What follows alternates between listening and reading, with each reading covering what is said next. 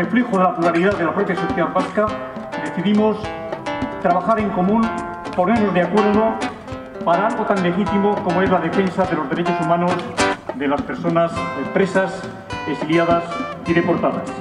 Una red que no nace contra nadie, una red que nace exclusivamente en favor de los derechos humanos de las personas presas, exiliadas y deportadas. Y en todo caso, una red que si nace contra alguien es contra quienes quieren perpetuar la vulneración de estos derechos. Una red ciudadana que nace también para trabajar por la resolución total del conflicto.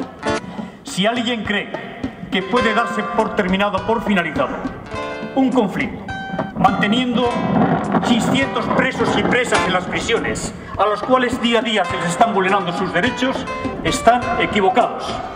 Beharrezkoa da gaur espetxetan, erbestean, edo deportazioan pairatzen diren egoera gogorrei amaiera emateko.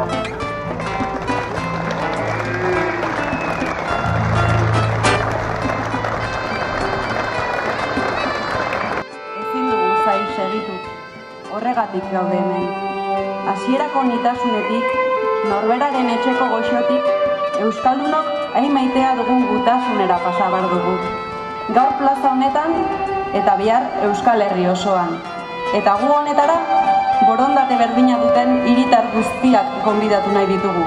Sare indartsu eta geldiezin bat osatzeko. Euskal preso eta iheslariak etxeratzeko unea da. Gatazka politikoa konponbidean jartzeko unea da. Herritarron unea da. Sareren unea da.